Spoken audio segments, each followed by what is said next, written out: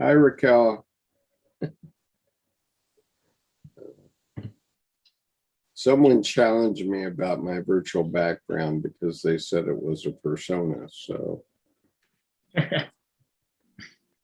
there's so many. There's that's too bad. They probably have their own.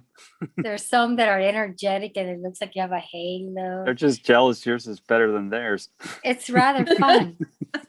well, they are jealous, but at the same time, what are you going to do? I can't top that. He's a Libra, a people pleaser. Is that what I am? Yes, I'm a Libra. That's for sure. All right. Good evening, everyone. And this is Taroa's Roadmap for Life. And tonight, the session is going to be chaired by Nick Lawrence. And I think a major part of it is going to be done by Jordan Hoggard, if I understand. And so, Nick, go for it. All right. Thank you, Skip. Good evening, everybody. Thank you for joining us again in this little mini series that we're calling loosely Tarot Permutations. And throughout this series, we're going to be looking at various cards in the major arcana and forging relationships between the cards and considering the cards not necessarily as isolated events, but rather in relationship to the either the cards in consideration for the night or just the overall arcana.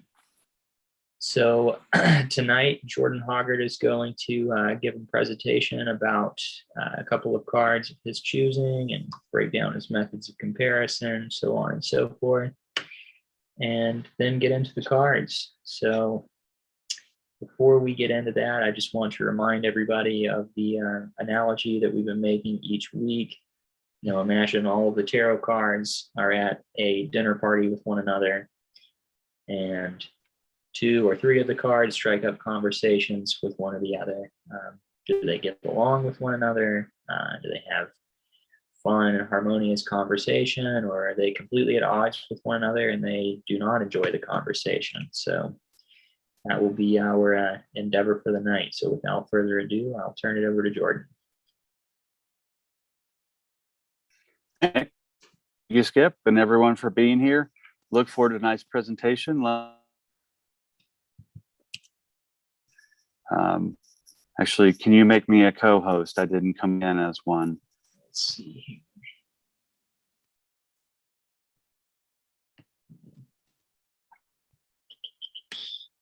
No, I don't know if I can, actually. 1 second. You're gonna be able to do this, or I'm gonna have to call Skip and see if we can. What is the question, Nick? What is the question? Jordan just re-entered. Can you make him a co-host? Yes, I can. Okay. And it seems if it drops off again, Nick, and I come back, let's have you just moving the presentation along, and I'll speak to it.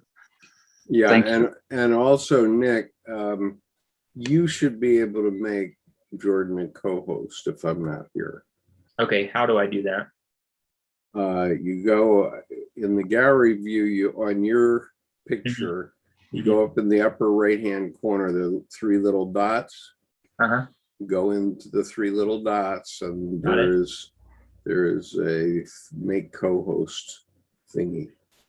My options on that read mute audio, stop video, virtual background, video filter, pin, spotlight for everyone, hide self-view, and rename. Well, in that case, if Jordan drops off, just call me on my phone and I'll come do it. Okay. Okay. Got it. Thank you. Yep, excellent. Bye.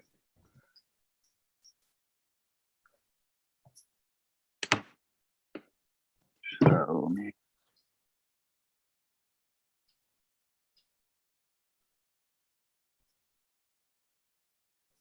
I'm going to share the screen and get back to the files really quickly. Open this up.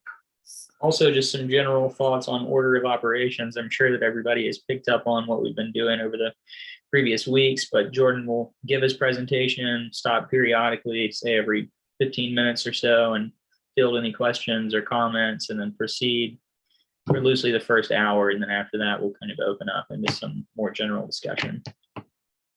Sounds good. And I have a pause point after the first section, just to go over the general basis from where I started. Cool.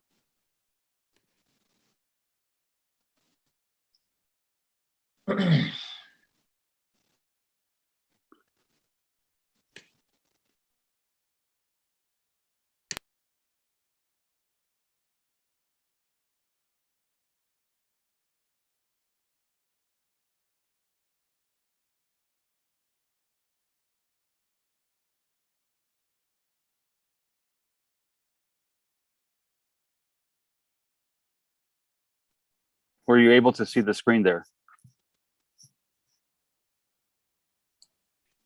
For a period, I was, but then your share Yeah. stopped. Okay, let me go back and I'll grab it.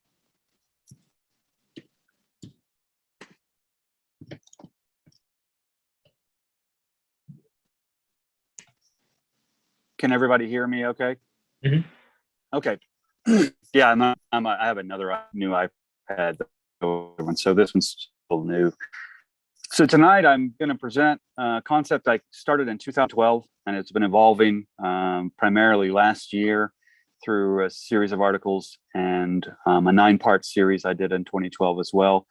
It's called Kintsugi of Self and the Architecture of Well-Being. And I call it psycho-practical tarot.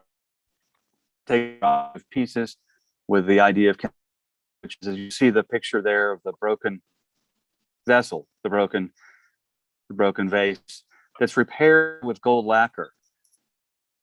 Hey, Jordan, really quickly, we're not, at least I'm not able to see your slides presently. You can't see this. I cannot. If you are not able to get it up, I can go ahead and just pull it up on my screen and just advance as you see fit through the slides. Let me take.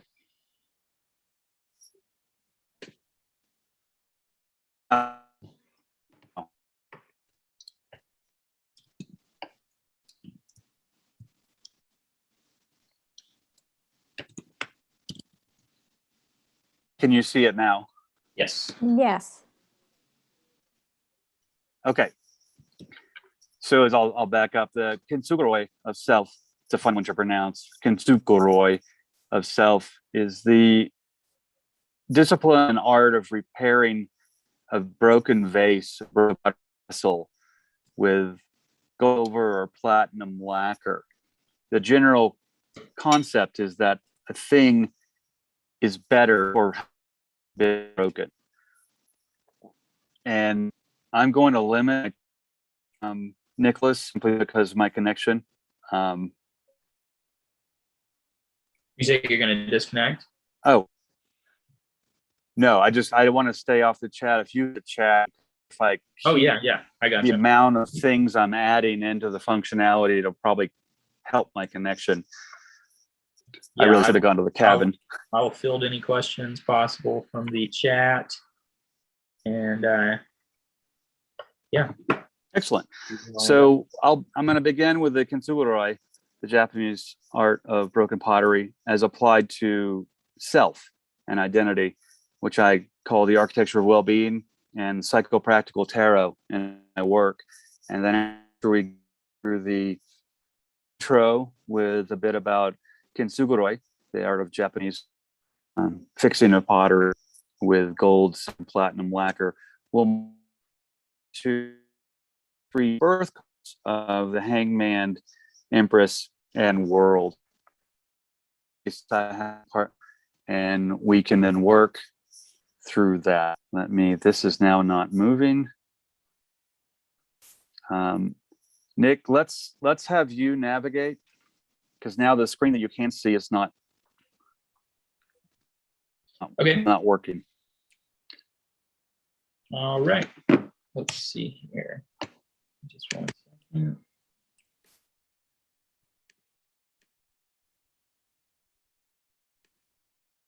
Okay, can everybody see my screen?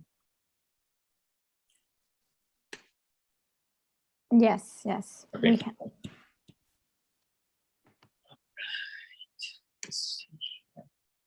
Okay, so you were here? We were here. Okay. So as cool. we begin with kintsugi of self and what I call the architecture of well-being, what is kintsugi? Kintsugi, pronounced kintsugi,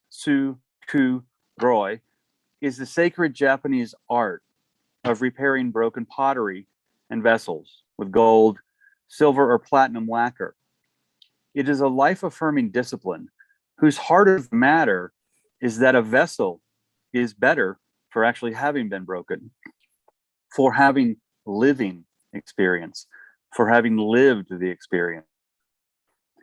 I lifted this concept to develop the architecture of well-being as a system in my work. I feel then that we are each better for having been broken, cracked, split, and then repaired not by healing with motion limiting scars like leading and stained glass, though healing by our inner welling up to flow up and fill the cracks and fissures and fault lines born by our experiences. So rather than motion limited scars, the architecture of well-being, next slide please, Okay. is about not wasting trouble. And rather than making diamonds of our misfortune even, we have the potential here to build connections right in the moment, wise in time, right at and during our experiences. When we live with an anti-hysterical bias, i.e. no anxiety, as the continual eye of any of our storms, it is most helpful here to make shame and guilt walk the plank. Years back, I found that most anxiety is typically born of fear simply being hijacked and distorted into being afraid. My vanity says that people look better with a head than without one. So in times of trouble, vanity can blip up on the radar of the environmental awareness that is fear or feardar and motion to us, duck. Plus, to me, from anecdotal personal experience, anxiety usually has the lead weights of shame and guilt tied around its proverbial feet. So make shame and guilt walk the plank. Try it, as I indicated previously, and look at that rope running out to anxiety gets pulled right over as well. Dude. So the psychological mindset here was born of associations psychologically that I made with kintsugi, beginning back in 2012. So here's a little more about kintsugi so you can see if it resonates for you to form useful relationships in life for yourself and with those you care about. To reiterate here, kintsugi is the Japanese art of repairing a broken vessel with gold, silver, or platinum lacquer. The practice of kintsugi operates with its heart of the matter, its focus and impetus, that thing that gets us going, that something is more valuable having been broken. And the thing is a sacred and life-affirming act of the lifelong lineage that expresses, supports the peace growth. The gold lacquer is used to and reintegrate the vessel into its next evolutionary iteration. Reconnections are made with gold splendor to reincarnate them anew. To me, that's a situation from my perspective, and alchemy, those efforts put into the transformation and transmutation of materials from one state to another. Life experiences and influences then in this system become golden splendors that can be living odes to connections told by our mind that as well may or already occur in your tarot process to transform you in the ongoing conscious and unconscious passage from one psychological state to another. Always complete, never finished, lifelong is one of my primary self-created mantras. Kintsugi can serve to highlight your psychosynthesis and or the process of individuation. Psychic gold emerges to flow up from deep within your inner mother lode of inner inheritances, to fill the cracks and fault lines born of experiences with new connections made in living splendor, rather than shame or worry of mistakes and failure or brokenness, or even people not feeling they're good enough. This breeds a sense of connection from daily life experiences. A quote I find pertinent here is from Joseph Conrad. If you don't make mistakes, you don't make anything. If you don't make mistakes, you don't make anything. So I say to give yourself credit, says more learning and learn that there's. So to back up a bit here, what is psychosynthesis? What is this psychosynthesis I'm using? Well, psychosynthesis has simply become the modern word in the field of professional psychology for the term individuation, with synonyms. And the psychosynthesis definition is simply the integration of the psyche or person. I wish no one any pain here. If not for the, I suggest don't waste trouble or crack or fault opens up. Can you discern the workability of particular trouble? Can you discern workability much with strong roots? Laugh in torrential storms. Can you use kintsugi? Discover the architecture of well-being for your intuition as you help yourself open from to flow up psychic gold from deep within, to fill the cracks from experience and unapologetic of them. As Bruce Lee said, running water never grows stale, so you just have to keep on flowing. I'm just curious. I just want to ask everybody else here, is everyone experiencing rather significant breaks in Jordan's audio? Yeah, sometimes, yes. Yeah, Okay. Okay, it's quite often. Yeah. Okay. turn my video off and see if this helps. Yeah, I don't know what to do about that, but I wanted to ask everybody. So let's just keep that in mind as we go forward. Okay. And I turned my video off, so let's see if that helps a little bit. Okay. So if an egg, as Dimitru de Coman said, if an egg is broken from an outside force, life ends. If broken by an inside force, life begins. Great things always begin from inside. And as most people here are most probably aware, a lot of coaches and inspirational speakers and motivational speakers always kind of co-opt the great things begin from inside, or greatness begins within.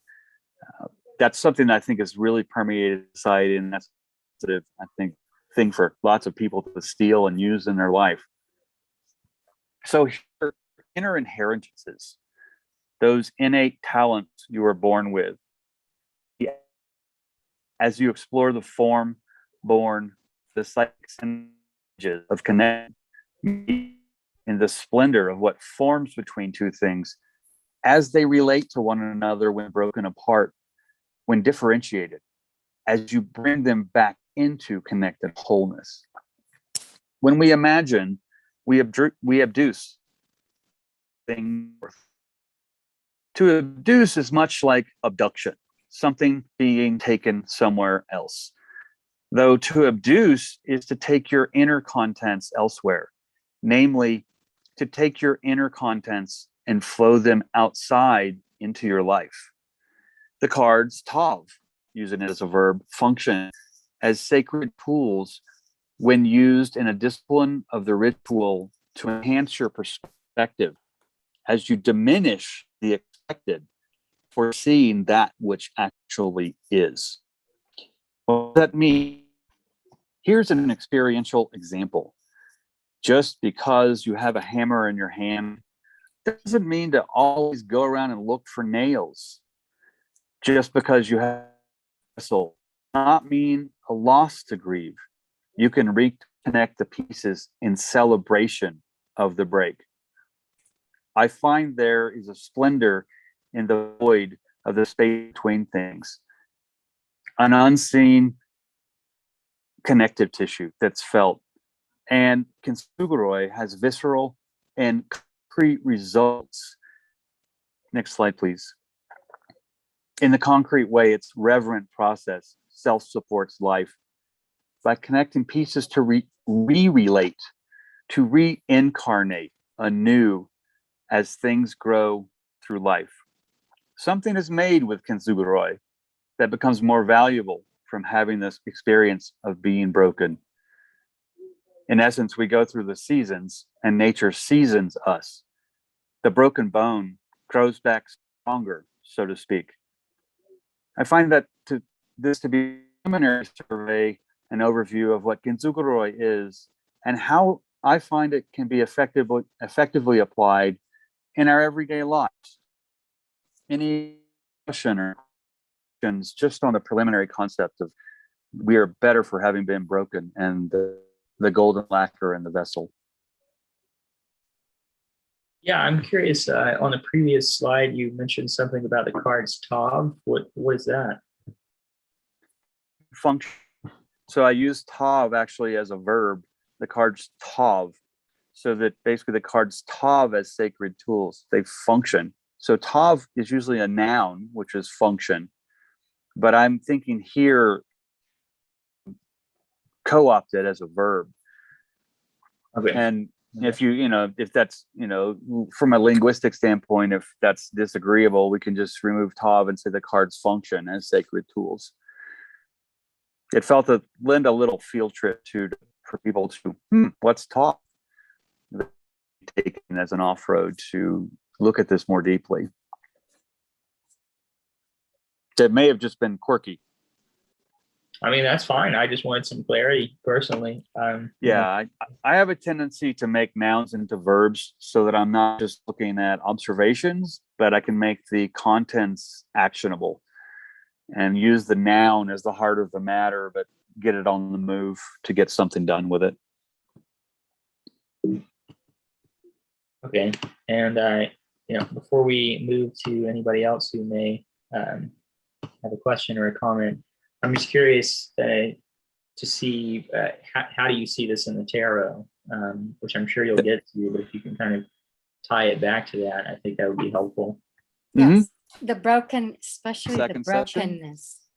How do you see the brokenness? I see the brokenness as reflected? the brokenness reflected to the cards is this exercise we're doing in this series of presentations, where just the relationships you make between cards becomes that taking them from separateness to connectedness. And that to me is not necessarily more about, but taking into relating them as two people in a verse across that vessel of the space in between, where each one speaks and the other listens. They empty and pour into this vessel of the space between them. Okay. Yeah. So I mean, if I understand what you're saying, you're making an analogy for, rather than considering the cards as independent, separated, and isolated events, as in relationship, as kind of rebuilding this structure, whether it be a bowl or what have you. Yes, definitely. And I think that whether it's two people or three people or two cards or three or more, it's then bringing that fabric of community, of conversation, and of connection into how the cards interact. Full in a room tarot, as you're looking at. I get a sense that like, for example, at the dinner party, everyone is there, that somehow the sense of origin in this in this comparison is already broken. And therefore, and that's the way that life evolves. So I'm wondering if you can speak about that. It's almost like the origin is already broken. Oh, yes, definitely. And that's a wonderful observation.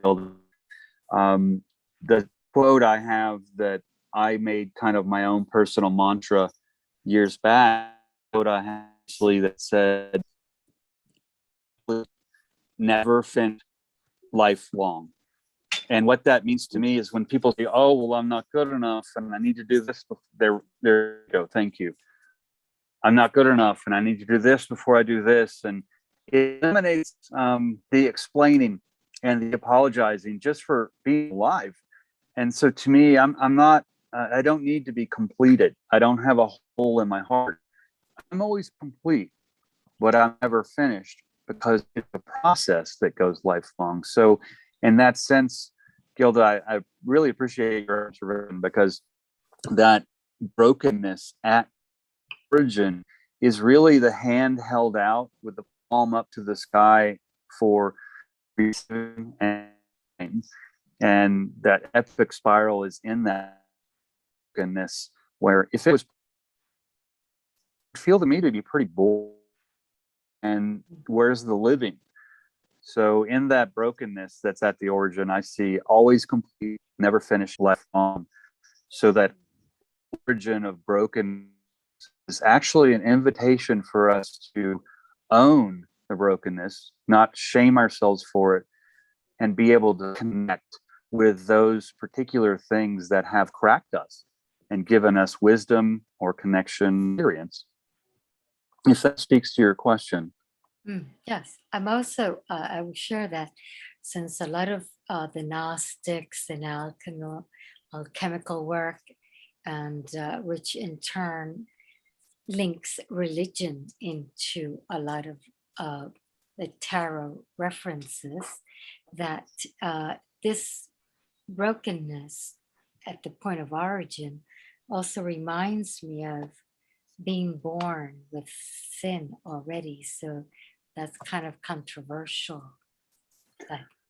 And I would speak directly to that, but I don't think we're born with sin from the beginning. I think that's a Bible that ignores the powerful divine feminine that's Lilith. Lilith uttered the ineffable name of God to get away from her dolt, boring, trying to control her husband when she, Adam, when she was made of the same sacred clay, she was equal. Whereas Eve came from his rib, so it made her more subservient. But the thing about Lilith is then she was smart, like Pallas Athena, who would make Mars' warring tendencies look like he's playing checkers to her chess, another sacred feminine character. So when Lilith took these wings, she convinced God to give her, and that's kind of where she stopped in a way, because then she turned into the serpent, slithered back, snuck in the garden, and resided, dwelled in the tree, and then proceeded to seduce Eve to bite the apple and make the repeat performance. So I think Lilith had the first decision that seeded in Eve consciousness. And then when Eve bit the apple, I find that to be the birth of consciousness. And there's a French surrealist, Paul Valéry, who has a 16-page poem, which is translated in English as Sketch of a Serpent. And rather the fall of Adam and Eve, it's simply the seduction of Eve, and the consummation of in ecstasy of her bite of the apple. That was the ecstasy of consciousness being birthed. Yeah, that makes perfect sense. Speaks, because I always cross that every time I see the word sin, I cross it out and just put consciousness. I'm inherently born with consciousness, not sin. Yeah, that makes perfect sense. And I also like when you spoke about the Saturnian way of visualizing all this phenomena, which I just happen to have read and lately in my research, that is embedded into the Kabbalistic way of putting out the specific consciousness for God consciousness connected to that was Saturnian from Saturn. Before Very before we much. get too far afield here into increasingly more esoteric things, let's see if anybody else has any questions or comments. And if not, perhaps let's go forward with some of the cards. Anyone else? Any comments? Any thoughts? Any questions? Well, I'll just share a little story that I modeled, and they made out of terracotta oval renderings of the poses, and they cracked. And he always used to tell me that it was more valuable because he filled it with gold. And I quite never could agree with him. But here's your presentation about that. That's a great story. Thanks for sharing that. Mm-hmm. Did it open it more for you, or than that was, wow, okay, I see what he was saying. Well, I see. I quite don't. I prefer it whole, but nevertheless, he filled it with gold and always told me he had them all around the wall. And I always say, well, I found that it was kind of like, why bother to make it in terracotta? Why don't you make it in something else that doesn't break? Well, I agree that to me, gonna break, always gonna break. If it's unbreakable, it's unreal. Kind of like if you don't make mistakes, you're making nothing typically. And Yeah. he's using a material that itself will contribute to its own fissures and to that natural event. Yeah, it looked rather interesting, actually. You know, the look of it was had another layer to our interpretation, which is what you're trying to portray here. That there's layers that one can come up from the tarot, from the in-between space, since there's single cards, but the space in between is actually what connects it. It's what you're saying. And when that is filled with gold instead of lead or something else, then it flows into some other reality that is probably furthering than the original place. Exactly. And even this picture, the triple of the birth cards, before we get into them, the background is one of my reading cloths, and it's Le Petit Piments. It's a French kitchen cloth. It's peppers. To me, that the hot peppers of the space between these cards. So there's a lot of life that can move you besides just experience. It's yeah, okay, I need something to cut the heat, because it can be pretty intense. So shall we we'll move on here, and let's move on to, I chose the 12, the Hangman, and 3, the Empress, that are a tarot birth card grouping. And to me, this plays the character of the 3 in Trinity to express 3 in the main arcana. These are the 3 cards. 12, 1 plus 2 is 3, 3, obviously 3, and 1, 2 plus 3. And I call this, with birth card, birth placing. I have a 9-part article I did in 2012 on birth cards. And I revisited that to take these 3 cards to a specific way to look at them that will come through here later. So if you would move forward, Nick, please. So the tarot has 9 birth card groupings. Each represent a number from 1 to 9. The link that into the chat in card series, and a link to a birth card calculator. People could use this to do their own birth cards and play with those numbers too. In this presentation, though, we'll focus to explore several aspects just of the 3s. Start, for example, with this 3-card birth card combo. The first card can be said to represent a person's outer expression, how you come across to others and how you present yourself. The second card can be their added incentive, which makes them unique. And the third card can represent their inner expression, to give them ways to mine and till and discover new things about them that are innate that they might not see natural and normal, they glossed over. So and then the Empress to 12, 10 to 3. If one has a set with 2 cards, I suggest this added incentive quality perspective be the minor arcana card associated with their birth card number. So as you see here, then the world 21 is the outer expression. The 12 will be the added incentive. The 3 is the inner expression. I'm going to unpack these 3 terms of characters of cards. And Raquel, it seems, says it's breaking up a lot.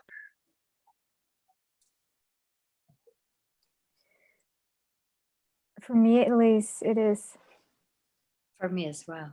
Yeah, that's certainly true. Okay. I'm trying to toe the line here and ask myself, and I guess everybody else, when it's worth considering perhaps some alternative. But I will also add to that it is pretty significant, the breakage in your. How about this?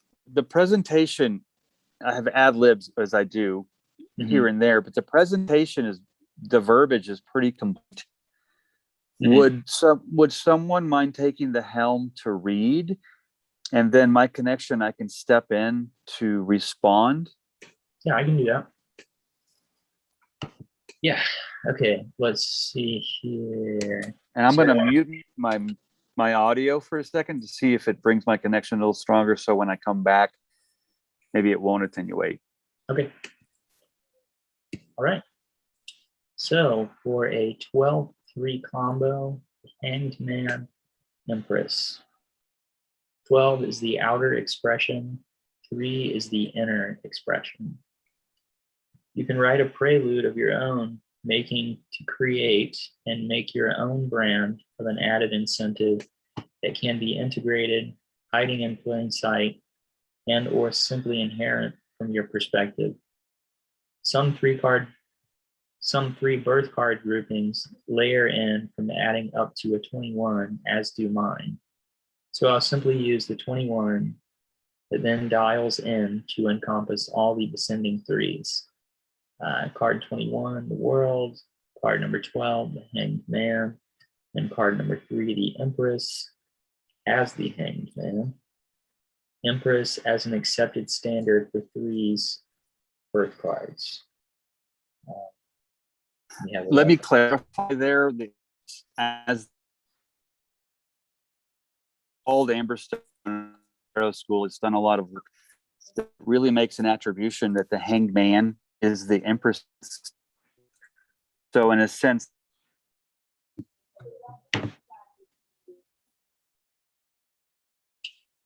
okay, we're not able to hear you, but I will just add to that this seems very, very similar, and I unknowingly made a very similar comparison between what I was doing with reducing the cards down to a single digit in between 1 and 9, and also this method of comparison. So for those of you who have seen the previous videos, it's very similar to what I was doing and calling the numerological method of comparison. Not exactly the same, but not dissimilar either. and says the Empress, and that should have been the Empress and the Hanged Man when it's just 2. I see. That's if you add up to 12 instead of 21. But also, Ruth Ann and Wald Amberstone have done a lot of work, and Wald is very staunch, and his arguments that have been put forward are solid, that the Hanged Man is actually the Empress's son. The Empress's literally son? the same family. Yes, they're actually of the same family. And one of the primary arguments is their discussion pieces is that the Hanged Man is afloat in clarity. It's fully like in a womb or a chrysalis, the life force incarnate that is enlightened. And that's what the Empress births. So he is then a direct correlation to what it is that she emanates into the world.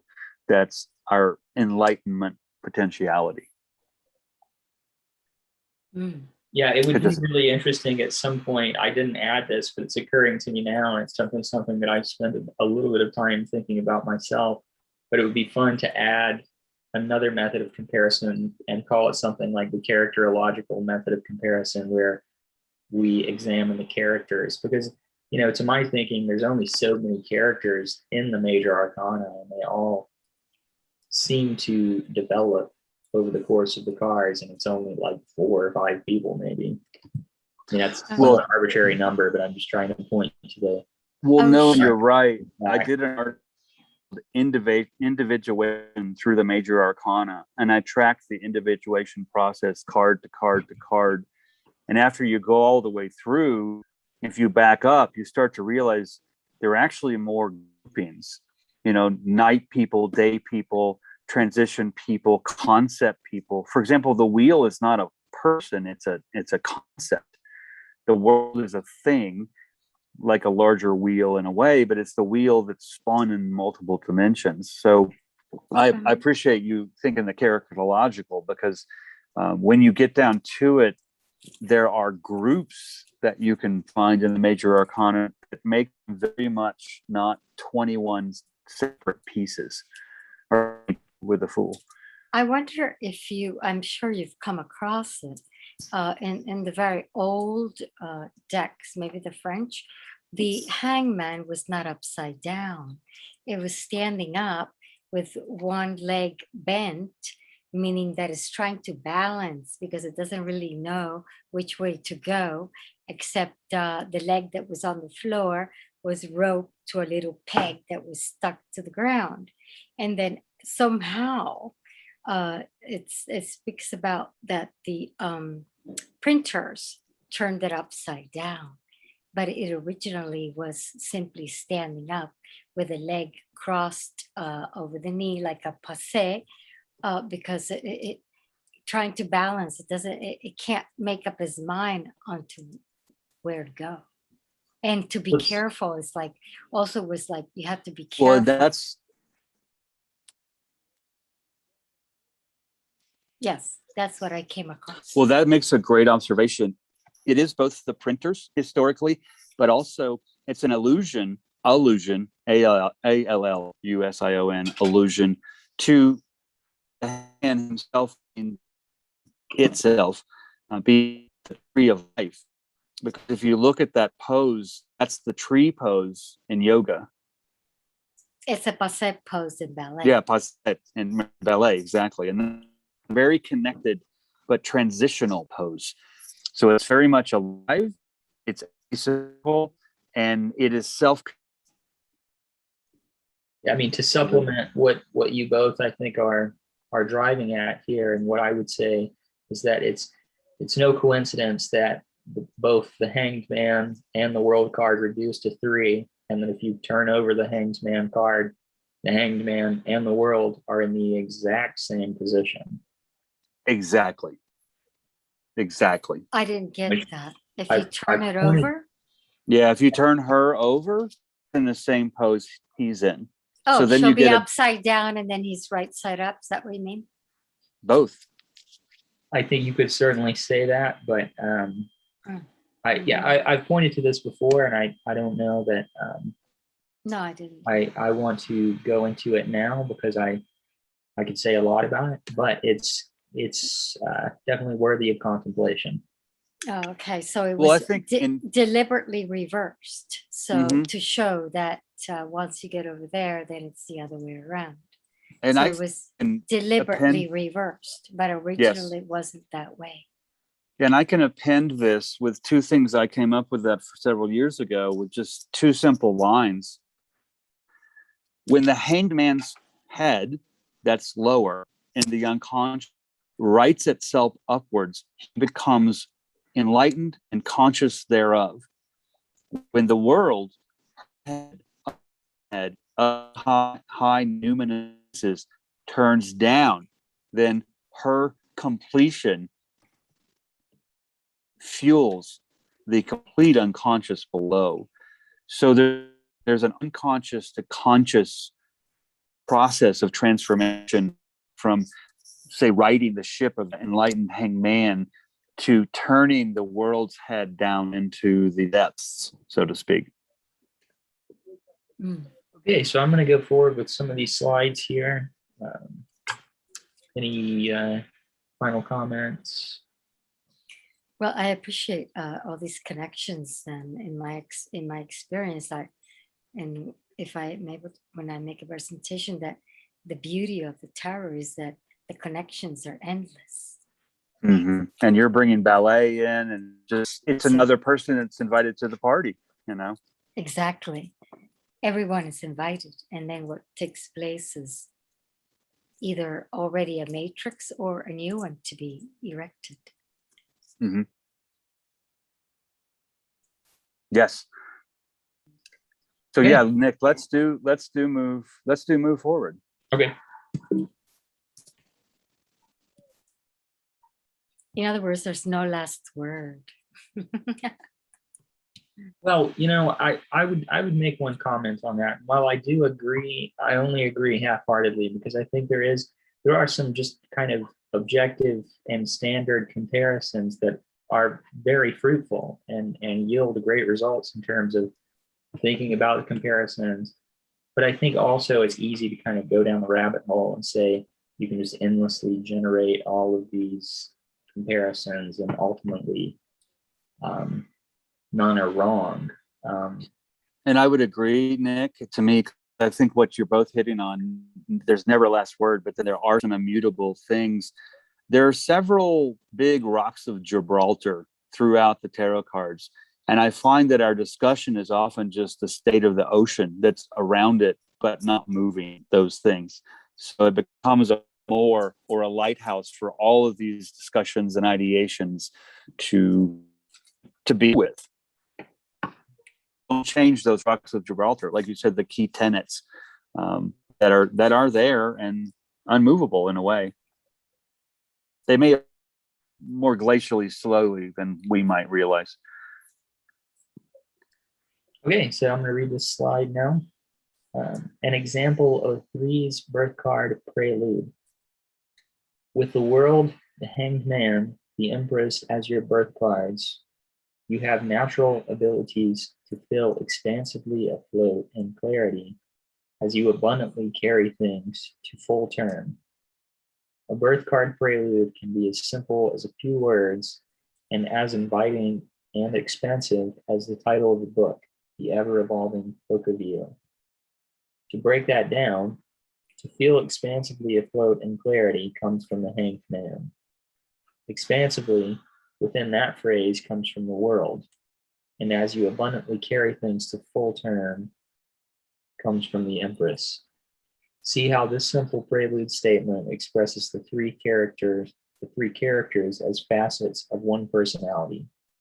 The world, expansive; the hanged man, afloat in clarity; empress, carried to full term. Now, that paints a rosy picture because it comes from a conscientious effort and a perspective taken of workability regardless of the situation. What if someone does not have that?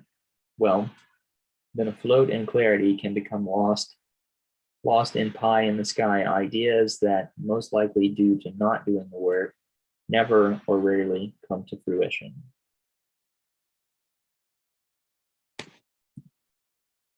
Okay.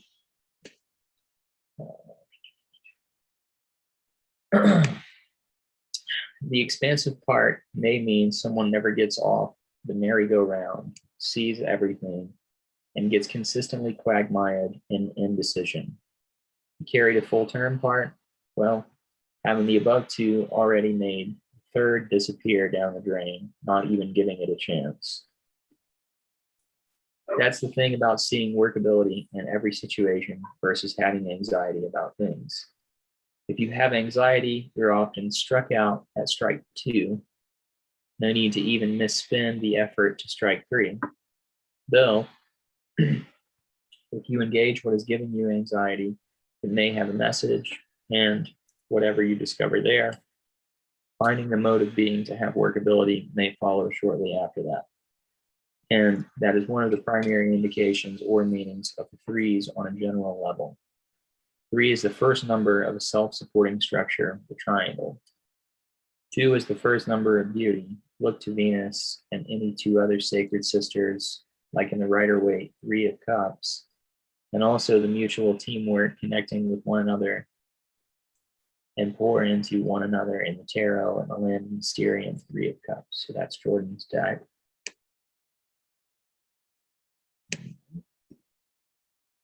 And here are those cards. As you visualize the beauty of your innate self-supporting structures, as you gaze into these 2 cards, what comes to you? I gather what comes to you from that is one of the gifts your way of the 3s, and most evidently and most likely from the world, the Hanged Man, Empress, and there on the ground, counterparts from the 3s and the minor arcana, Pentacles, Cups, Wands, and Swords.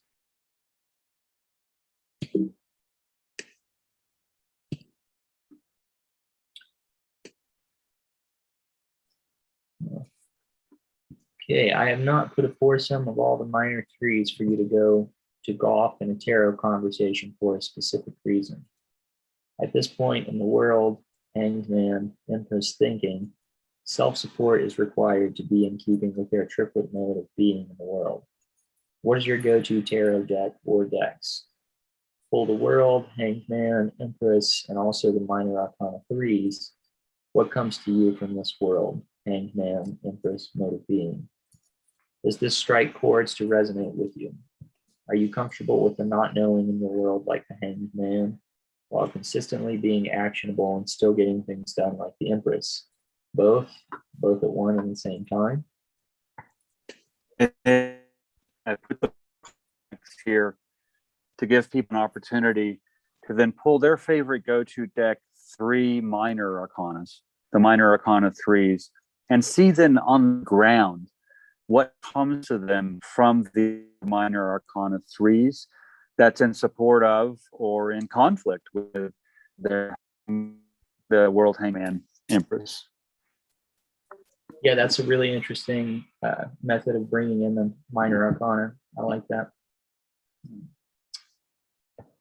Okay.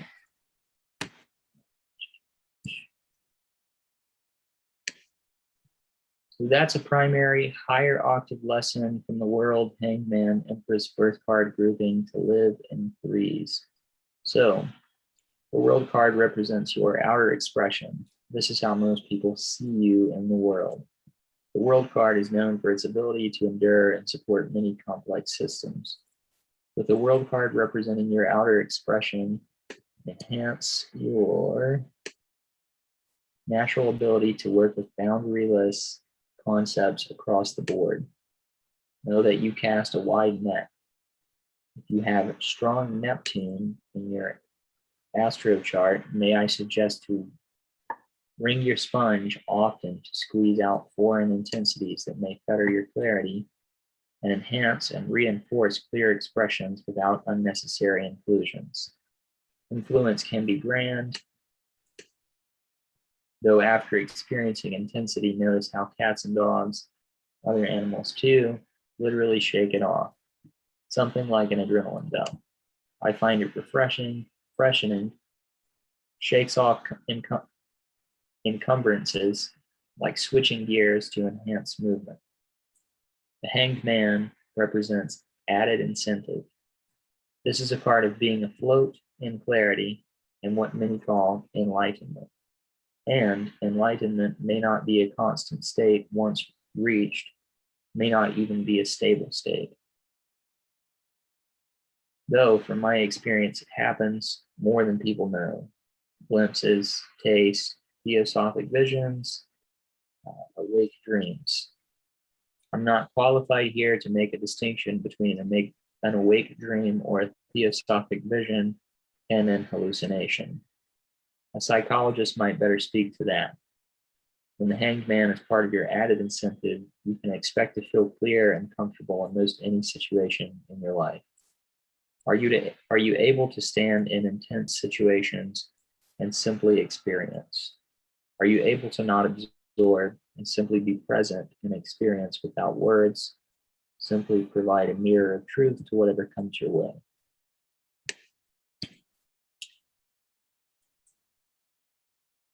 The Empress represents your inner expression.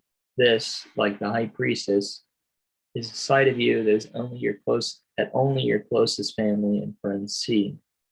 Notice the character in the Empress, all golden and at full term. It's the High Priestess character in Mysterium who gave form to the magician's formless inception. She conceived. The Empress then carries that sequence to full term from her yoni verse, that from which all things emanate. The Empress, as your inner expression, symbolizes that you nurture abundance as you carry things to full term, willfully, actionably, and naturally. You have an ability to be consummate, to be the consummate, soulful gardener of your life. Does your vast strength come from within? And to simply return to the prelude, the three's birth card prelude, with the world, the hanged man, the Empress as your birth cards, you have abilities to feel expansively afloat in clarity as you abundantly carry things to full term. And I would like to show this again to show how the simple prelude statement expresses the three characters as facets of one personality. How simple something that is both integrative and expansive can be. The world, you have abilities to expansively, the hanged man, feel afloat in clarity, the Empress as you abundantly carry things to full term. So you have abilities to expansively feel afloat in clarity as you abundantly carry things to full term.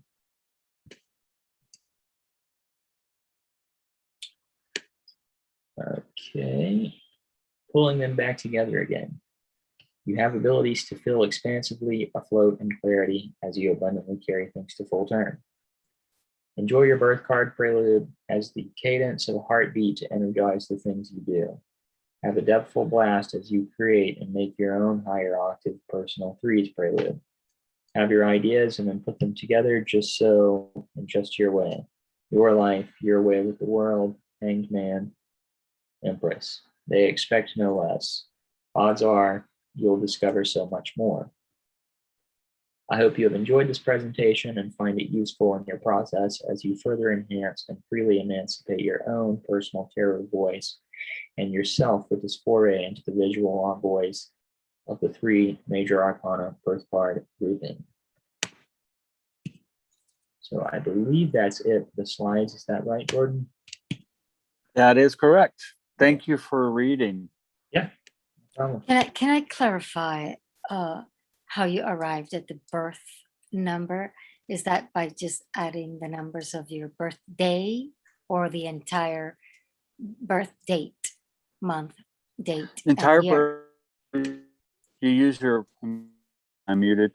There, you use your birth month, the day, then the 4 digits, Right. So it's then up to 1980. right. So And it's that's 10 plus 3 it's is your 1. it's the number that's sealed after you add month, date, and year. Correct. Right. And you don't start applying to card or less. And then that's your birth card number. For example, mine, 12 for 1967 adds up to 1983. And then 1 and 9 and 8 and 3 is 21. And that's the world. And then 2 and 1 is 3. And that's the Empress. And starting there, the Hangman Empress is more of an accept the world Empress. And so when you come down to the world, you take all 3 descending. Whereas if you come at 12, then you truly have just Hangman Empress. And as I'd mentioned before, if you end up with that, rather than having the world, create the world out of the 4 minor arcana of the same number. And that will then give you kind of a 4 direction, 4 wind, 4 psychological functions elementally of yourself. I'm still, I understood what you just went, but that's the one number you utilize is the addition of all 3 month, day, and year. Yes, the 4-digit year. Only Your that. the 4-digit year plus number of your month plus the day of your birth. Exactly. So, all for of example, that. what's your birthday, for example? No, yeah, it adds to 32, 12, 17, 50. It adds to 32, but it breaks So down then to that 3, 8, and 21. So, and when you no, add, no, you're making it too complex. Let me have your birthday, and it so adds, your adds month. to 32, 12, 17, Okay. 1956. It adds to 32. Okay, and so the one reducing until you're at, It's a 5. 3, 2 is 5. so you're right? 3. Yeah, it's a 5. Exactly. So basically, what is the difference? Hierophant. Exactly. And 14 and 5. right. That was my Works. question. Yeah, so you come down equals 5, which then goes plus 1. Temperance 1 plus 4 is 5, and then of course Hierophant 5. Right. There are only 2 triple birth wheel magician, 1 and 19, and then Hangman Empress World, or World Hangman Empress. The rest are birth card pairs. Right. And it's kind of like astrology. There are a couple of double signs in the different astrological signs. Right. Within groupers, you're going to have little anomalies that don't fit the rest of the group. And I think that's a notion also to include in this, to see, make sure we're not too consistent, and we make sure we incorporate the things that are a little outside that we're, and give it some oomph. Okay. Just because they're there, twos is probably what we're going to see. But when we look closely and inspect what we expect, we'll see then, oh no, that one has 3, and that one has 3, and the rest are pairs. Mm-hmm. Because in numerology, you reduce the month, the day, and the year. So that's 3 numbers.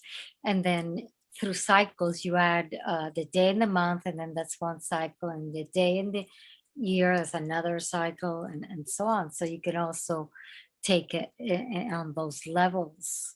And those numbers, if one examines them with the tarot, they also apply. So that's why I was sharing that in my estimation. I've played around with this forevermore, and I am conversant in astrology, that I found that, and I'm working with these other different, with the 5s and so on. It just works in all kinds of ways. It does. And that, what I call then the living birth cards, is you substitute this year for your birth year. And so this year's 1 to 5, 2 and 2 and 1 is 5. So you get the Hierophant for the 5 year, but you add your in birth to the 21. You can find the card that then couples with the Hierophant. So your personal card in the Hierophant year would be then that living set. Right. Which is what you're talking about, to keep it, that keeps it fresh. So you have kind of a sense that's your natal chart of your birth card. And then you have with transits, your birth card. Right. Substitute year for the year.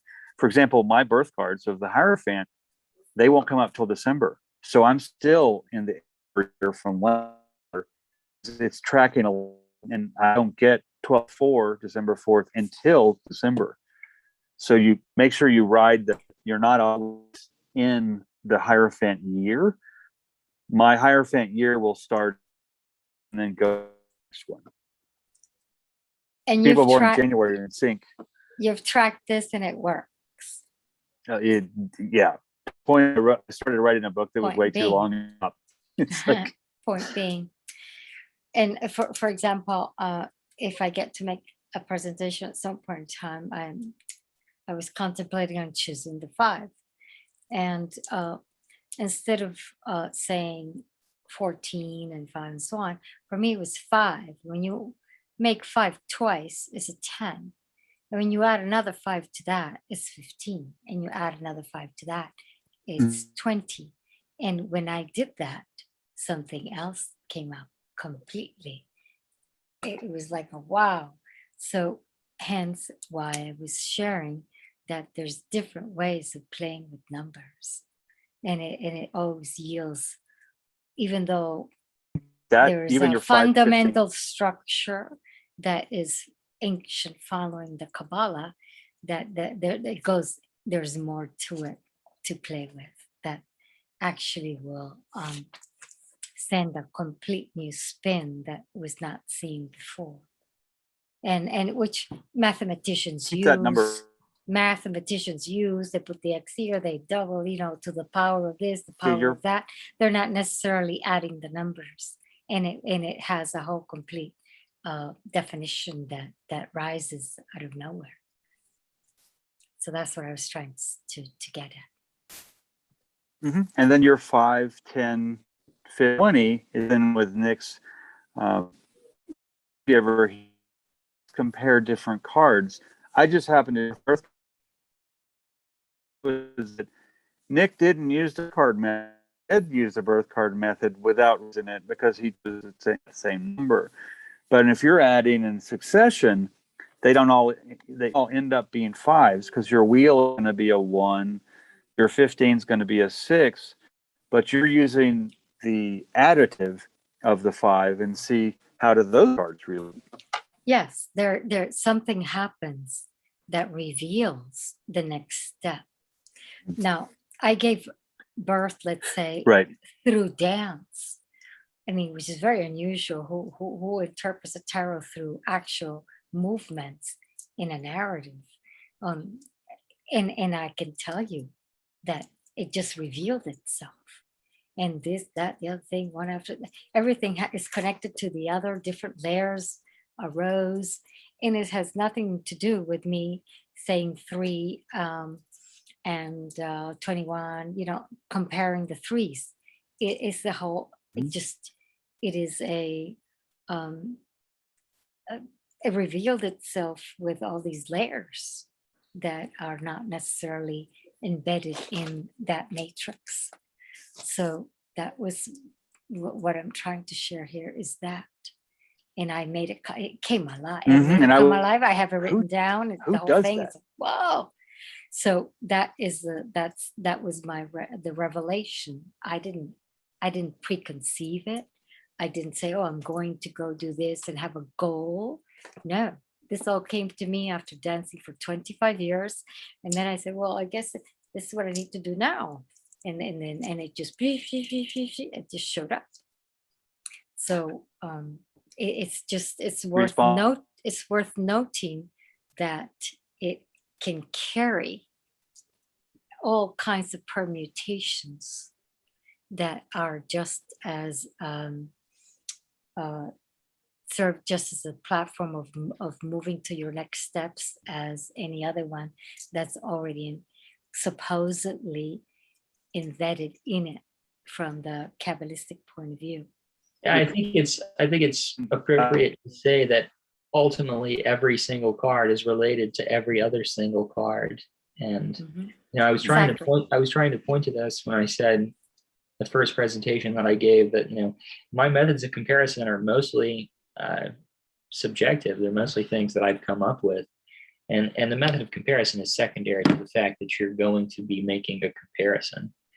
So whether it be 5 to 10, 10 to 15, 15 to 20, or the birth cards or any other method, I think that's secondary to just asking yourself, what does this do to the meaning of card A when I add it to card B? And what does that generate once that's combined? And just however you do that, I don't think is that important.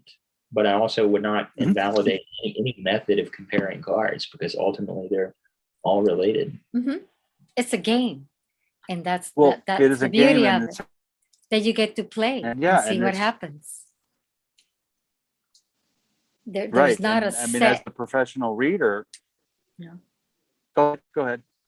There is not a sect, even though I was researching some older things. And like I said, for example, the hangman not being upside down originally and then made, and then all these other comparisons arose as a result. So this is what I'm saying, that as a result of what gets added to the cauldron that accepts it, something else arises. So it's just, it has that beauty. It's alive.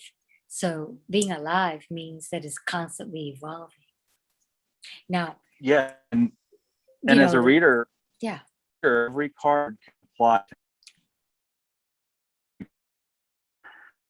We'll say, well, that's I think so, because I think what happens is you can't You're breaking up pretty badly, Jordan. imagine have Maybe you could try to turn off your video again. That seemed to help somewhat.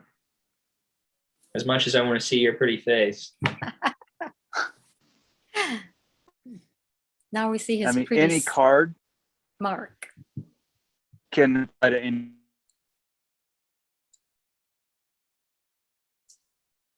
Shoot. I'm gonna put the chat.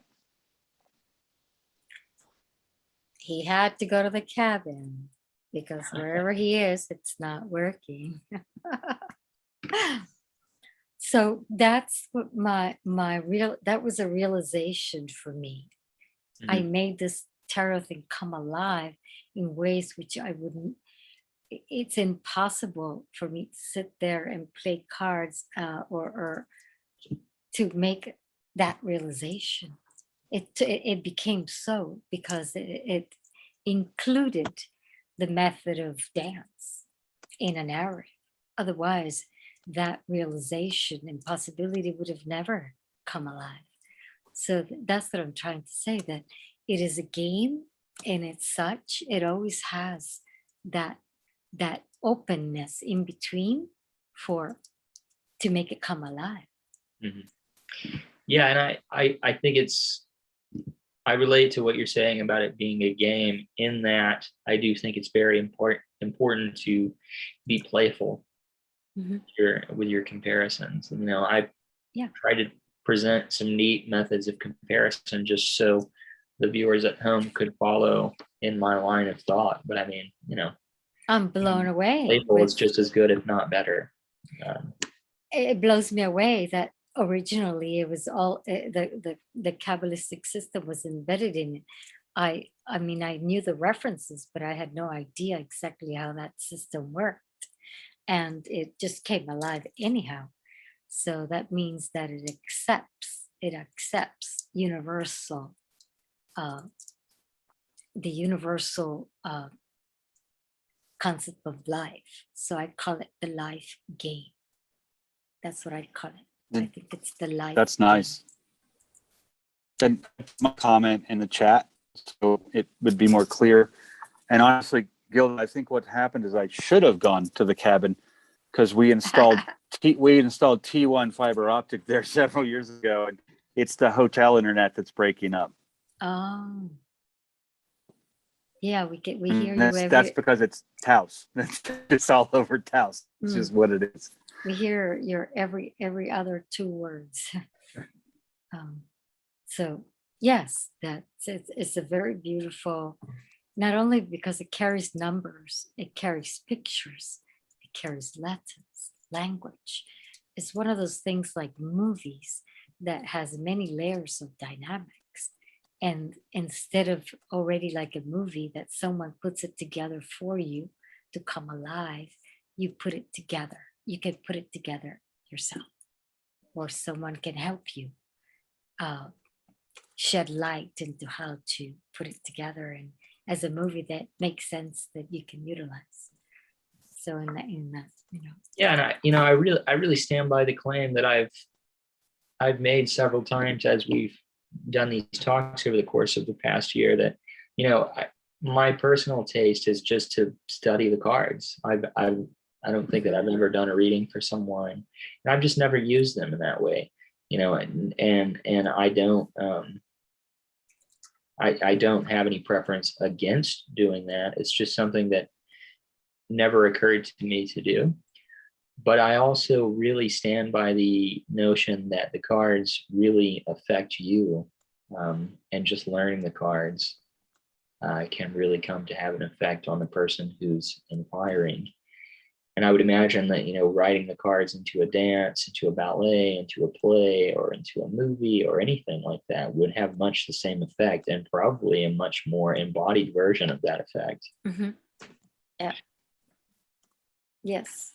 It's like a revelation, like a and it's not something you've known. So because you would not have known. So it's not something, you know, like in spiritual circles, they say, well, you are already enlightened and you're just, you know, moving the curtains in order for you to be clear and know what you've always been. But in this case, that is not the case.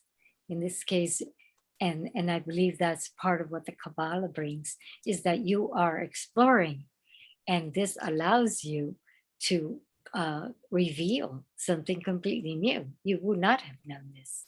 This is a combination of the cosmos, of human, of everything that gets into that cauldron, and suddenly it reveals itself into a manifestation. It doesn't necessarily have to be an object. In this case, it was a dance. What is that? What is a dance? Is that an object? No. Is it a method? No. It's an expression come alive, like life itself. So in that sense, I was blown away. All the different layers and things that came out of nowhere was like, whoa. And I've been studying the Solabusca deck, which is a you know, Italian, very strange deck. All the major arcanas are basically mostly famous people, you know, emperors and whatever went on in the Roman Empire. And plus, hidden in the name, there are some that they play with the names of perhaps the original name of the person, and then they give it some little mix. So people have to guess, oh, that must have been so and so. They cannot really tell. Now, each one is assigned from 1 to 21, one of the numbers. And by studying them individually, just like Nick has mentioned, oh my God, it's like, it's bizarre. If one is connected to this kind of communication, it's almost like playing with your guides. You get revelations. Oh, this is what went on. Oh, that's what went on. And it's Yeah, I think there's a really deep psychological point in there. And you know, as much as I don't have a particular distaste to kind of any spiritual system, I think that it's inherently practical too, to learn something like the tarot, because, you know, everybody, it's, you know, very commonplace for people to understand that we project things now. We project things that we're unconscious of out onto other people. And everybody's familiar with the idea of scapegoating, or just disliking someone at first sight, or whatever your experience of projection is. And, you know, it's not only with bad things that we do that, it's also with good things that we're unaware of about ourselves as well. And the best example that I can give of that is that less to do with projection, but more just something to do with kind of communing with various aspects of myself is, you know, when I have really, keyword communing. Right. When I've had very, I don't know, what Jungians like to call big dreams, or just deeply meaningful and altogether impersonal dreams that I don't know what to do anything with. They're just in a category of their own. The most helpful thing that I've been able to do is write a myth out of those, or write a story out of those. Find some way to write my story or my experience of my own subjectivity into something somewhat objective that I can then stand back and look at and not have to be reporting about the experience from inside of the experience, if that makes any sense. And I think that's a very similar process as with learning the tarot. Inevitably you're learning these cards, and it's like this weird projective method. You're projecting aspects of your personality into these cards and reporting on them, and simultaneously realizing, oh, that's just something about myself that I'm seeing in the card. And it's like a weird reintegrative process that is, I think anybody in isolation could undertake that work and probably grow immensely for it. Yeah. Well, yeah, Nick, and if for example, island and only take a tarot deck, you kind of know what's going on all the time. And you said, if that makes any sense, I commented in the chat something very, very similar, that maybe if you read that out, since my connection's so flippy. Yeah, read because it's totally read in it support now. of what you said. Yeah, it's totally in support of what you and Gilda were just talking about. Okay, yeah. Yes, studying the cards is the best way, I find.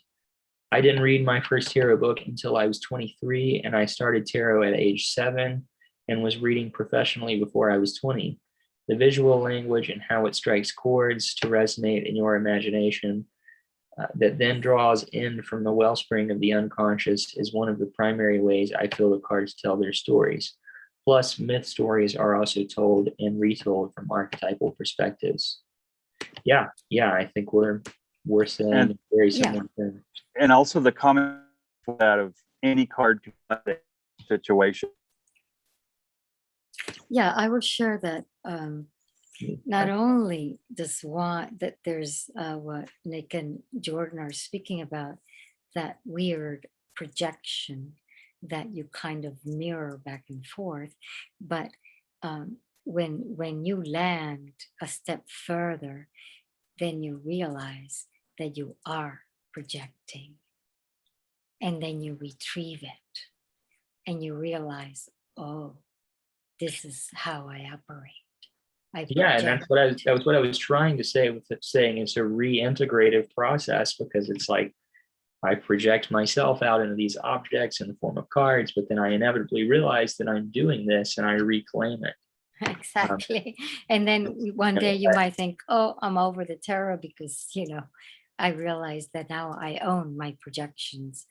I no longer project. We do that in relationships to people, whether they be friends or partners, whatever. And obviously, I'm not saying tarot is a substitute for genuine human relationship, but it is an interesting supplement to that. Mm-hmm. If you don't want to torment people around you with your projections. But it also transcends projections, because I've done it.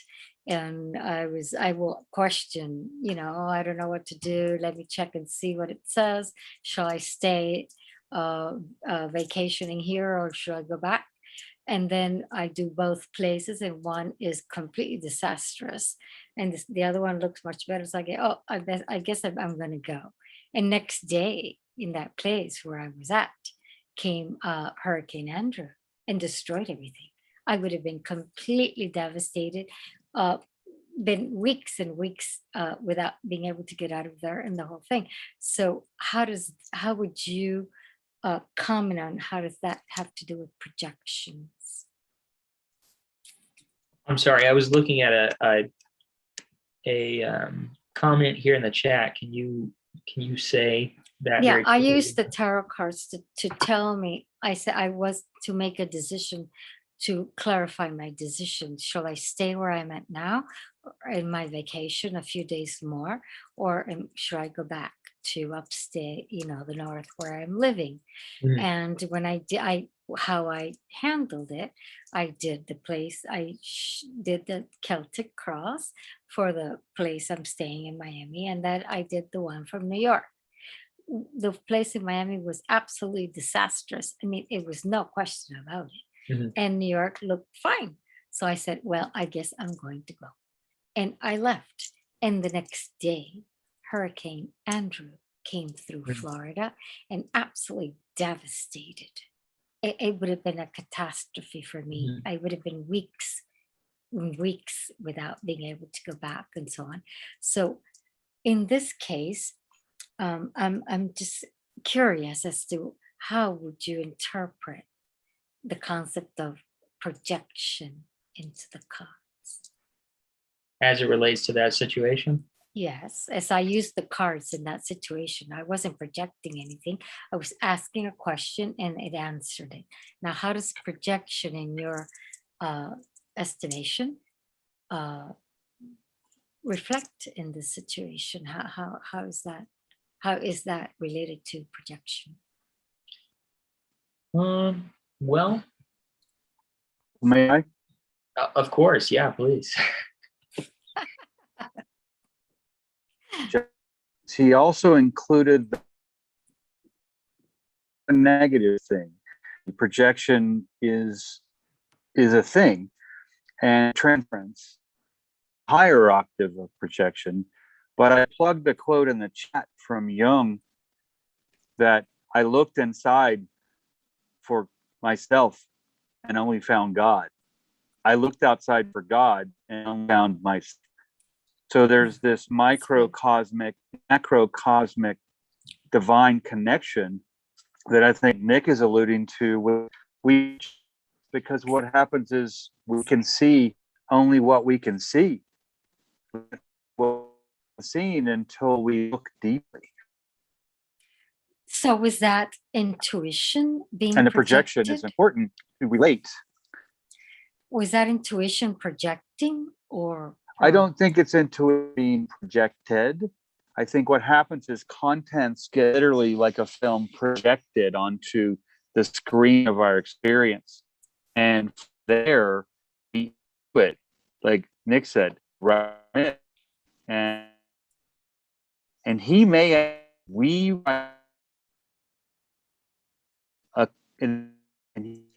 can't Gordon, understand. I'm sorry, you may want to type what you're saying into the chat and I'll be happy to read it, but we're only getting what was one every okay.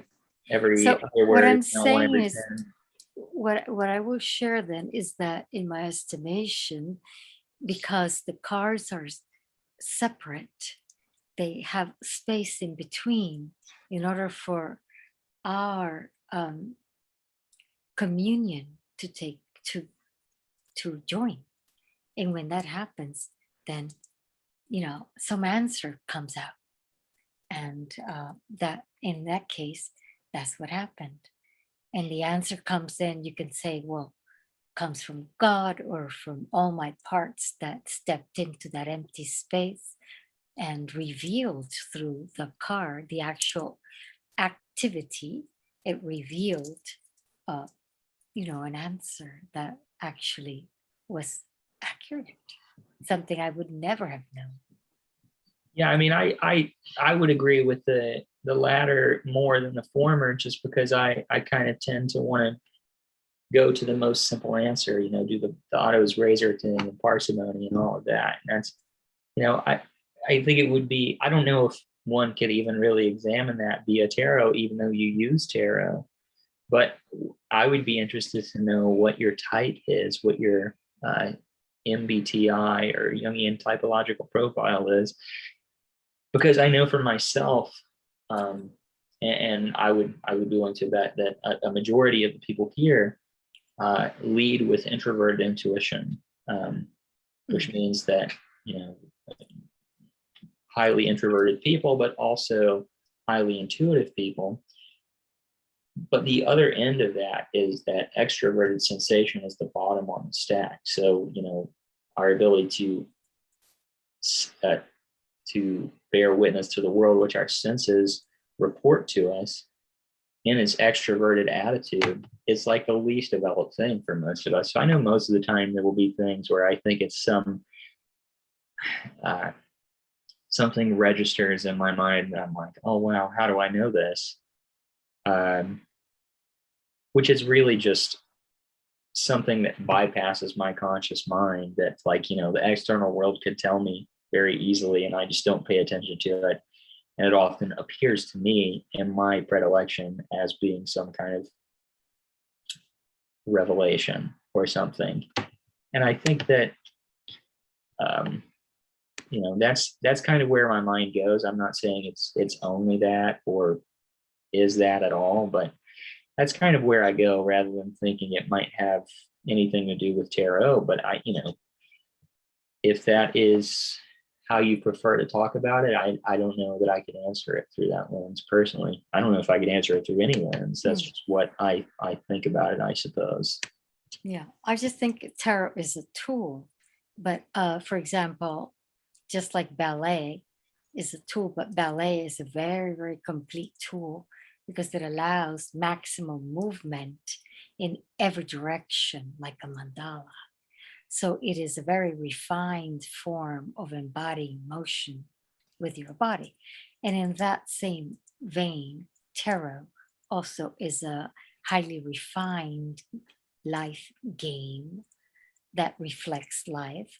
And therefore it continues to exist because it still embodies an active principle that allows us to project or not our next and steps. I think if we take that projection idea forward, then it has to stand to reason that the cards don't possess any intelligence independent of their user. So clearly, it's something that registered with you, perhaps at a subliminal level. I would think that, and I do mean the pun, that it would be in the air. It would be something that would, that would register probably in ways that were subconscious or unconscious, that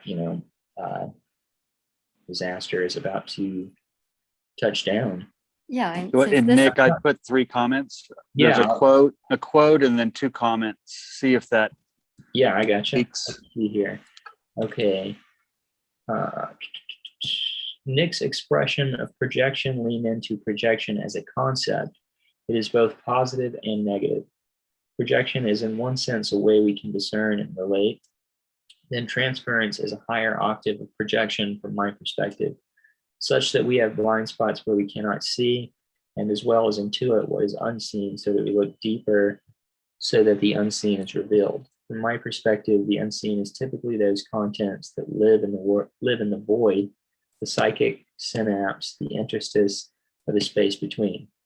Nick will write out a story or myth of his dreams or thoughts and feelings to immerse and better feel it. He may at times even recreate myths almost word for word, and that expresses the wonderful concept of archetypes and archetypal material. Yeah, since this is a Jungian group also, I write my dreams every single day, and I've been doing so for the past 6 years. And what gets revealed, it is just astonishing. And so it's a connection. You are diving right into your unconscious, and it's beyond content because it has the ability to connect into universe and other things. So, just going there is archetypical is one aspect. There's much more. So, and Nick, if I appreciate that, Gilda, but if you would, there was a Carl Jung quote that I put right before that first of those 2 comments that applies. Yes, I feel that was beautiful. I looked inside for myself and only found God. I looked outside for God and only found myself. Yes, that reveals the plays play of projection. Absolutely. I mean, it does, but I would have to also just push back and say that I think that that's a uniquely introvert thing to say. I mean, that's why I resonate with it. yeah. I mean, I'm sure we all do, but at the same time, I don't know if that's as universal as it may sound. I mean, as much as I love Jung's quotes and what he's had to say, I mean, another one that comes to mind is he who looks outside sleeps, he who looks inside wakes, which is, that's it's the same thing. It expresses a very similar sentiment. And while I agree with it, I think that probably extroverts would be very skeptical of that sentiment. Well, may I say something? Please. It's okay for them to be wrong. Yeah, go ahead, Adri. I don't know if that actually appears in his collected works, the second quote you mentioned, but that's something that hits me so strongly that I often pondered about what he might have meant. I know for a fact that external world can hypnotize us very strongly. Our own car, our house, our body, and then other physical things with which we get really attached. And sometimes people, and sleep is pretty similar psychologically to hypnotism. So in dream though, or looking within, or in visions and all that, I think one has the ability, if one has reached probably Carl Jung's level of visioning and all that, to not get attached to one scene and be able to move forward and move forward and move forward. That how correct it might be, my thinking, I don't know. If you can comment on. Well, yeah, I think in a certain sense, Jung contradicts himself. I mean, he contradicts himself on multiple points, but particularly on this, because later in his life, he starts to write about the psychoid, which is kind of the objective and subjective world reaching out and touching one another, or the archetypal world acting upon both. So that kind of contradicts what he's saying there with the looking inside, looking outside, reality versus unreality.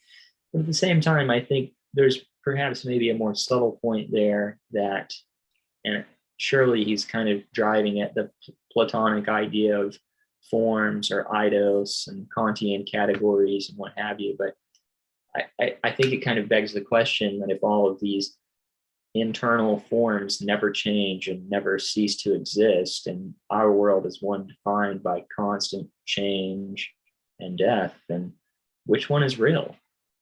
Yeah, very true. I have one question for Gilda, but go ahead, Gilda, make a comment, because you might. For what you said, and then Nick added something to that, is that the journey never stops. One is an explorer. So exploring the macro or the micro, it's just, it's infinity.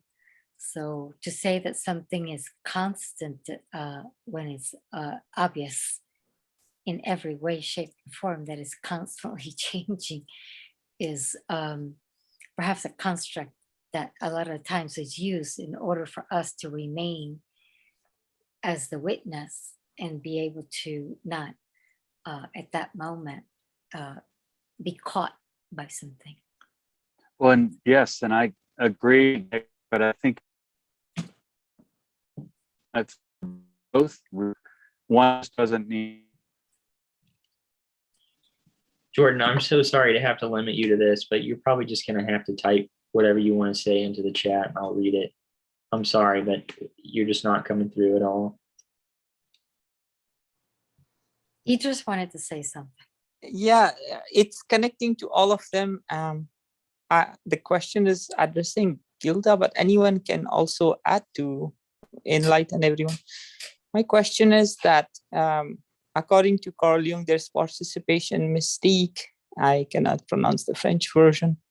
And then after that, individuation begins, where the ego consciousness knows themselves separate. And that could happen in primitive societies, according to Jung, what he called primitive, with a shaman there. And then he, in collected works, volume 11, he speaks about Catholic ritual of Mass, in which the sacrificer and sacrifices both Christ, and then later the people who are also participating, they're both the sacrificer and sacrificed. And in that, he says that the whole journey of individuation actually gets enacted. What I want to say is two parts. One, will someone looking at tarot, if they're like actually in the participation mystique, get different messages compared to a person who's already started the lone journey of individuation? And second would be, is my assumption correct that, okay, even if a person is completely involved in collective movements, but if they actually take a break and look at I Ching or tarot, at that point, they tell their ego to just be quiet, and I would rather listen from some other source to tell me what the situation is about. And here is almost like sacrificing of the self for a larger self or the psyche to break through and allow to speak to us. So is that assumption correct? Okay, I'll take a stab at your question. How you engage, there's no correct, wrong, or right. It is your level, that each individual person's level of communion and development that allows the interpretation to meet them where they're at. So no two people can read the same thing and get the same answer, because no one is exactly at the same place as someone else. It's a very individual and custom-made connectivity, as individuation is also. And individuation, what it means is eventually when the sacrifice part is that the realization that you make that you're not that object, that you're not this or that, it can hurt you, because for so long one has developed these, who knows for how long, I mean, since human being. So to let go of all of that you're not, and find what you are, carries, it's not easy, otherwise everyone would be doing it. So it does carry some pain and whatever, you know. Yeah, I agree with the painfulness of the process. Yes. Yeah, it's not my favorite thing, and I've fought it every inch of the way. And I've been told by my teachers, you know, we're dragging you kicking and screaming. And it's, you know, because I didn't believe in that, because I said, well, if I know how to do it and so on, I am willing. But then when you start digging in and excavating what's in there, as that you make projections, that you have patterns and all of the things running that are not even of your very own, you might have inherited from lineage, parents, and so on, who knows. Yes. Then you realize, oh, and that has to be let go. And it's not only always you, it's you plus your collective unconscious inside. And if you bring that outside, is you and the world around you. How, I mean, there's some people who are extremely evolved, and there's in David Hawkins, it's called Force, Dr. David Hawkins, it's called Force and something else, the book. And he has a scale. Yes, I know him. He has a scale of up to 1,000, and humanity. I have seen the scale. Yes. Okay, that most of humanity, let's say on a general, it's in the 200s, if 100 for 200. And even, let's say, the Dalai Lama, like he says, Einstein never made it past 400. The Dalai Lama is like 500 and this and that, and so on, because there's the level of letting go of whether, you know, heart center stuff, head, whatever it is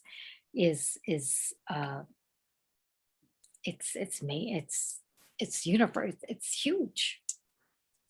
And that is why what the suffering, it's the word suffering is used on it, because yeah, at some point you there's a release from the grab. Yeah, the good news is I agree with every point you made, and there is the good news that some alchemical book says that the longest way is actually the best way. So if someone actually, it takes very, very long for them, it means like they're actually doing the work properly. They're not taking any shortcuts. I want to read a couple of comments that Jordan has put in the chat here. So firstly, he says, rather than that which is real, I see no issue with both being real at the same time. One simply often needs no words, and one is more purely experiential. And then I think picking up with what you guys are discussing now, he says, I hear you about pain, though I find pain to be inevitable. And it lets you know that you are still alive, though pain is not necessarily needing to be constant. Although pain is inevitable, suffering is a choice. Personally, I feel suffering to not be a good thing to do to oneself, kind of a bonehead kind of a bonehead head, actually. Sacrifice is good as well. It is based on the sacred. Mm. And I would also just Thank you, Jordan. I would add to the, I mean, I'm not completely clear on what the question is. I guess I suppose it relates to projection. And I would just also have to preface what I'm going to say by stating that I'm no professional on such matters, but I think that what Jung means with his kind of pejorative prescription of participation mystique and primitive people is saying that they're so identified with their environment that there's ultimately no separation. And I'm sure that you're aware of that, Idris, but I think also it's the next conclusion beyond that, at least to me, seems that if you are so identified with your environment, there's no separation between self and other, or subject and object, much like the relation of a newborn child and its parent. I don't think that projection is really possible necessarily, because there is no subject-object relationship. It's just a kind of confused mass of in being entangled. So I agree with you. I always imagined every such primitive society would have a shaman who would actually be able to see the subject object, whether through honoring their dreams or living outside the society, or for whatever reason, knowing who's an enemy and who's a friend. Because as soon as you have one enemy, then you cannot be in participation mystique. Then the dream world is over, like the fantasy of paradise. yeah, I would agree with you in that I find his participation mystique thrown at so-called primitive people to be distasteful. But at the same time, I think what you're saying is true of, I know tons of people who live in the everyday world who you could make a very sound argument they're engaged in this idea of participation mystique. Like, you know, they're projectively identified with their belief systems and their cultural expectations, familial expectations, what have you. And there's no degree of That's the majority of the people. well, I don't know. I agree I don't with want to you make that any it was. claim. I don't want to make any primitive, claim about and that being I agree with you. It's distasteful, that kind of living. But what I just wanted to say is that if somebody is that deep into that kind of life where the collective is actually overwhelmed their consciousness, tarot, would they look at a tarot card in a different manner compared to a person who already knows what subject object is and what individuation journey is? That was my question. Yes, of course, because the tarot will meet you where you're at. So if they're overwhelmed with the collective, that's what they're going to reflect. That's what's going to be reflected there somehow. Whether they can meet it or not, that's a different story. I mean, I don't know. I'm not as keen on that notion, just because when I think of the people that I have in mind, and even myself at certain points, like, I don't know to what degree learning tarot or being presented with a tarot deck would facilitate any kind of break in that relationship or any kind of new thought. But again, I'm no professional. That's just, I guess I'm a contrarian and kind of want to take up the other position. Thank you, Gilda, and thank you, Nick. Jordan has a comment. Okay, I'll read. Yeah. He says, I believe it's all part of the process. Dead on about no separation between self, capital S self, lowercase s self, and other. In regards to polytheistic religions, and for example, the ancient Egyptians that heard voices. Under the same influence, we would most likely determine some of the voices to be thoughts and feelings. Julian Jaynes, psychologist, wrote a wonderful book along these lines titled The Birth of Consciousness and the Breakdown of the Bicameral Mind, Notion of Wholeness and Bihemispheric Brain Use in Modern Culture, conscious of the differentiation present rather than being unconscious of it. I'll just share that spirit as such comes in whichever way it can. And so whichever way it can. So it reflects different through whomever is receiving and how it gets displayed and whether they're able to meet that reflection to give them some information. And it's always where they're at. It's never it's nowhere else except where they're at, because that is the only way they can meet whatever they can get out of it. I've got some potential comments and stuff that we can build from the YouTube chat, and then let's start thinking about concluding since we're in the last 10 minutes here. So let me see here. I'm just going to thumb through this and pick one. Patricia Flores says, can we relate this with alchemy, or is it something totally different?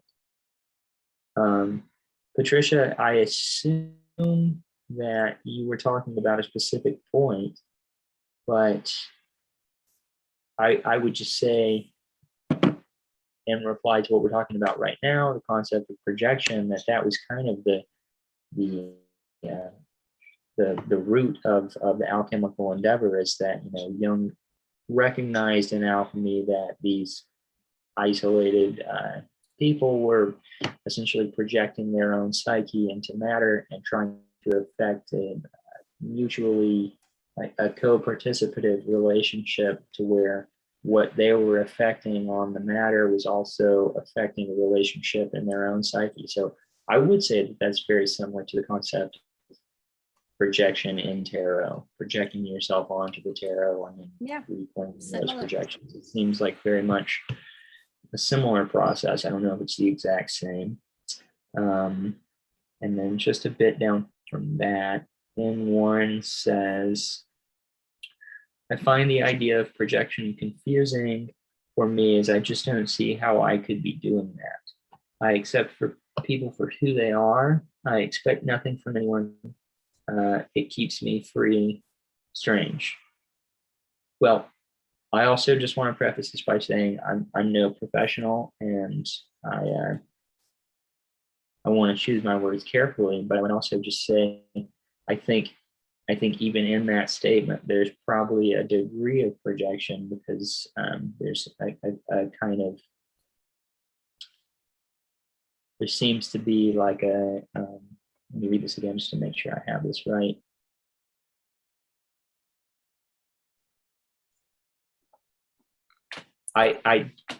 I don't see how I could be doing that. I think without going far into it, that's precisely the point. I accept people for who they are. I expect nothing from anyone. But to not see how one could be doing that, I think is kind of the point. You know, projection isn't necessarily always a horrible thing. I think it's the process by which we become conscious of aspects of ourselves, but also we could project good things onto people. So that's an entirely different conversation. I should steer away from getting personal with this. Jordan has also answered the same question. Okay, I'll read this and then let's begin to conclude here. I will say that it plays in an almost direct overlay with alchemy, individuation / psychosynthesis. Alchemy is almost a direct personification of psychological concepts and features into the transformation and transmutation of matter. Yes. Yes, it is related. It's like a metaphor for explaining something that takes place in the invisible world.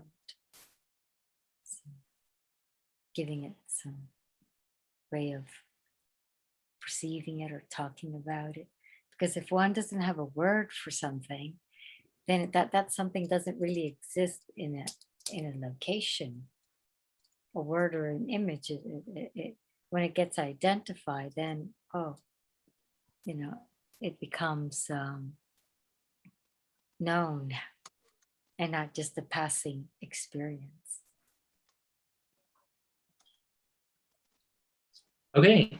Great answer, Nick, by the way. Although people, if they want to know about projection, should on this YouTube channel put projection into the search engine, and I probably have 50 videos on the topic.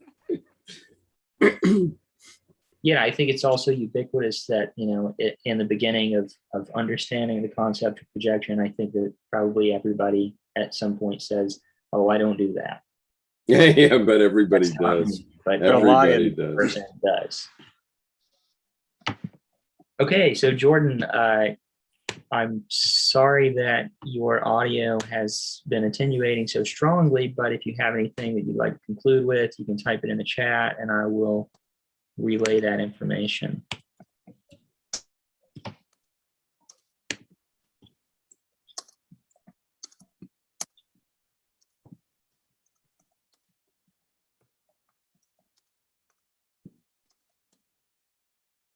May I ask a question? Sure. Some people, they get involved in archetypal like energies, like they're completely possessed. And there are things that can actually remind them their intimate friends and family or dreams and other things can just tell them or warn them or tell them this is not what you should be doing. Recently, I read that Robert Moore killed his wife and then committed suicide. And he's an eloquent, like he has lots of audios on YouTube discussing the 4 different archetypes of king, magician, and warrior and lover. So, but he himself got in a grip of such archetypal situation where 2 lives were tragically and unfortunately destroyed. What cards in tarot might actually be a good warning sign for someone to wake up and just completely change? One might be the death card, right? Like Fool card would be another one as a new beginner start. Like what cards would you think that would actually help someone, tell someone, stop this kind of being possessed and being in a grip of an archetypal situation?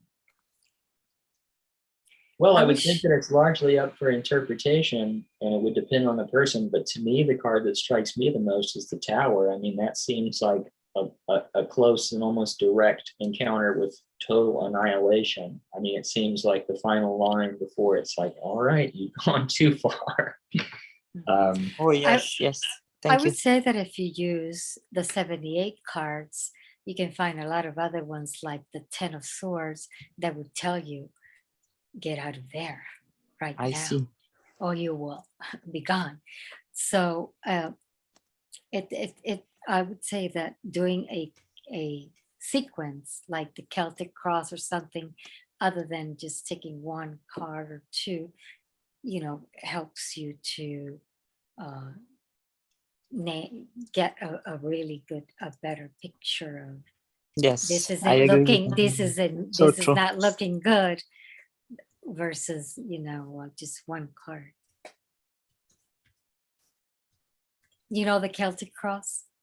Oh yes, and I like those combinations because it gives a lot of information about what is influencing the situation, what are the forces, what are the actors, past, present, future, and all that. I recently came across another combination which I had never come across, and I don't really spend my time doing all kinds of different combinations.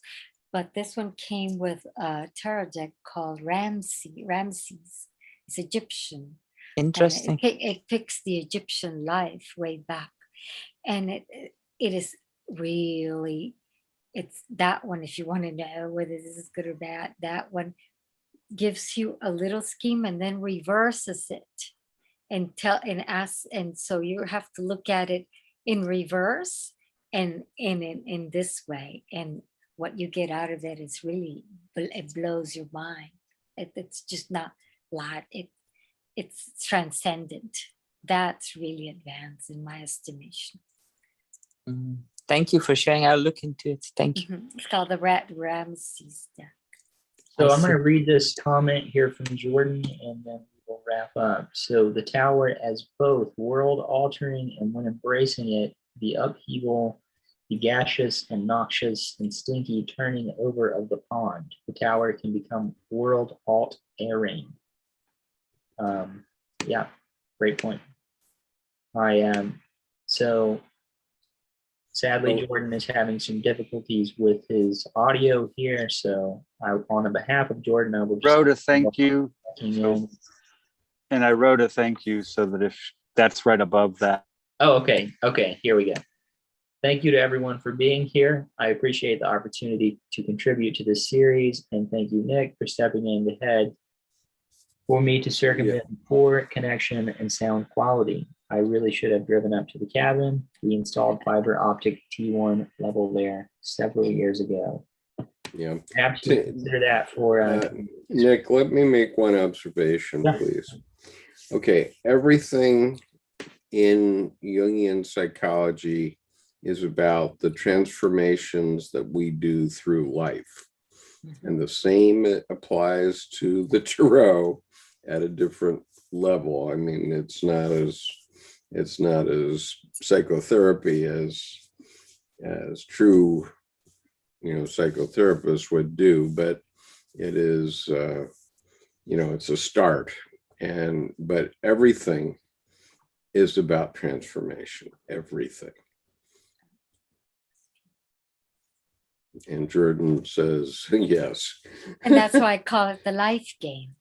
It's the life game. Yeah, It's a game of life. it brings you, it brings awareness to you that maybe of things you weren't aware of before. So anyway, back to you, making sure you have the comment. Okay, well, yeah, I just want to say thank you to everybody, especially thank you to Jordan for presenting. And thank you to everybody for watching. Please check back next week when Raquel Fonseca will also give a presentation on a tarot combination of her choosing. So we'll all be looking forward to that. Great. All right. All It was a right. great session. Thanks, everyone. Thank you, Idris. Thank you. Yep. Thanks. You're All right, good night, everybody. Take care. Peace. Good night. Good night.